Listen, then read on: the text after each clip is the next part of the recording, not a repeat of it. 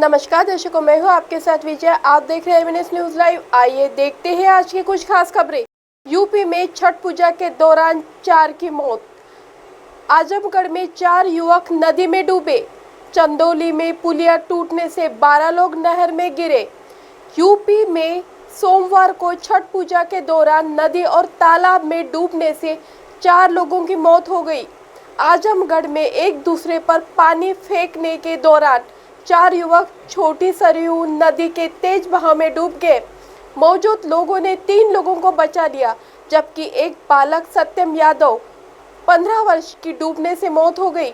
उधर चंदौली में कर्मनशा नदी पर बना पुल अचानक टूट गया। हादसे में छठ पूजा देखने आए 12 से अधिक लोग नहर में गिर गए।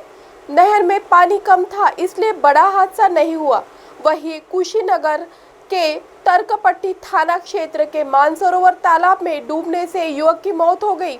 जौनपुर में अर्घ्य का सामान लेकर जा रहे युवक की तालाब में डूबने से मौत हो गई। देवरिया में छठ पर दोस्तों के संग तालाब में नहा रहे युवक की डूबने से मौत हो गई। चंदौली में चकिया कोतवाली क्षेत्र के सरेया गांव में लोग छठ पूजा देखने के लिए कर्मनशा नहर किनारे जा रहे थे। इस दौरान रास्ते में पड़ने वाला पुल भरभरा कर गिर गया। अचानक हुए हादसे में 12 से अधिक लोग नहर में गिर गए। हालांकि नहर में पानी कम होने के चलते किसी को चोट नहीं आई, लेकिन मौके पर भगदड़ मच गई। बेटी को न पढ़ा सकी न बचा सकी। एक की डोली उठने से पहले दूसरी की अर्थी उठानी पड़ी। मैं एक बेबस माँ हूँ। आज कहानी ऐसी बदनसीब माँ की जो अपनी बच्चियों के भविष्य को संवारने का सपना बुन रही थी, लेकिन समाज की साजिश ने मेरी बेटी को मुझसे छीन लिया। अब इंसाफ की तलाश में दर दर भटक रही हूँ माँ, जिसकी कहीं सुनवाई नहीं। उत्तर प्रदेश के अंबेडकर नगर जिले की 14 साल की मासूम बच्ची की माँ का दर्द छलक उठा, जिसको कुछ दिन पहले लड़कों ने अगवा कर गैंगरेप किया। मौका पाते ही वो उनसे चंगुल से बचकर निकली और घर पहुंचकर उसने अपनी आपबीती सुनाई, लेकिन इंसाफ न मिलने पर बच्ची ने आत्महत्या कर ली। ये तो महज हादसा है। इस बदसूरत तस्वीर में से कई किरदार है जो उसकी मौत के लिए जिम्मेदार है। आज ये मैं हूँ, मैं उस कमजोर, बेबस और दुखी माँ की आपबीती। मेरी बेटी बहुत हिम्मती थी, पुलिस ऑफिसर बनना चाहती थी, अन्याय के खिलाफ लड़ना चाहती थी, लेकिन खुद ही अन्याय की बलि चढ़ गई। 16 सितंबर 2022 की बात है, जब वो रोज की तरह स्कूल के लिए घर से निकली। 4 अक्टूबर 2022 को थाना प्रभारी बयान के सिलसिले में एक बार फिर घर आए। रोज के बयानबाजी से तंग आकर मेरी बेटी ने उन्हें आत्महत्या करने और इसके जिम्मेदार पुलिस को ठहराने की धमकी दे डाली, लेकिन उसकी इस बात को थाना प्रभारी ने सीरियसली नहीं लिया और यह कहकर चला गया कि पुलिस अपने हिसाब से काम कर रही है। उसे शायद यह अंदाज़ा हो गया था कि उस समाज में एक बेटी को इंसाफ मिलना कितना मुश्किल है। नाउम्मीद होकर उसने इतना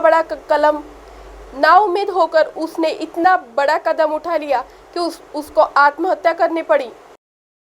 एमपी के 6 जिलों में भूकंप। 6.9 तीव्रता के झटकों से हिली धरती।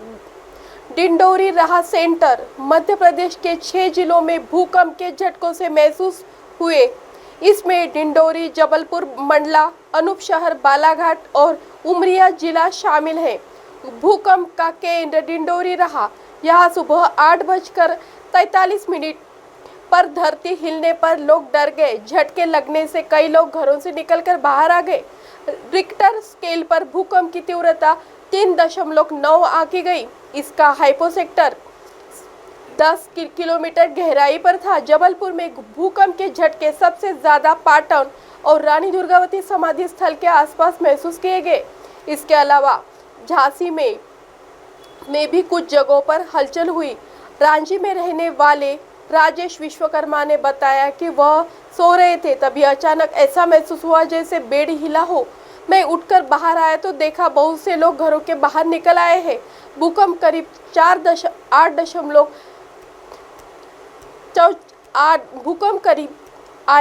8 बजे आया। भूकंप का केंद्र बिंदु जबलपुर से करीब 30 किलोमीटर दूर डिंडोरी जिले की ओर था। जिस वक्त भूकंप आया था उस दौरान स्कूल खुल चुके थे।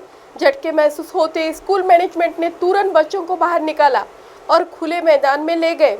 अब आप हमारे चैनल को आपके मोबाइल पर भी देख सकते हैं। मोबाइल ऐप पर देखने के लिए प्ले स्टोर से MNS news TV app download करें। इंस्टा, लिंक, ट्विटर, हाईकुक, फेसबुक और कई सोशल मीडिया के प्लेटफॉर्म पर हमारा चैनल उपलब्ध है। आप इसे यूट्यूब पर भी देख सकते हैं। आप हमारे चैनल को लाइव भी देख सकते हैं www.mnsnewstv.com पर। फिलहाल वक्त हो चला है दर्शकों ब्रेक का। ब्रेक से लौटने के बाद देखिएगा देश और दुनिया की तमाम खबरें। बने रहिए MNS न्यूज़ पर। नमस्कार।